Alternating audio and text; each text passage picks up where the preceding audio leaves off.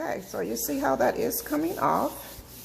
It is going to require some elbow grease, but it will come off, so can be restored.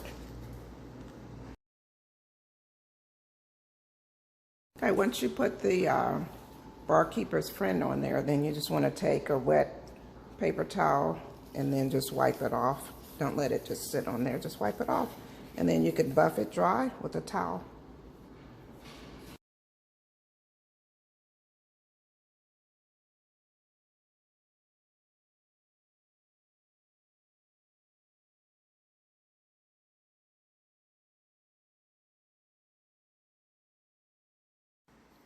This is the final reveal with all of that rust spot gone, and the refrigerator actually looks great.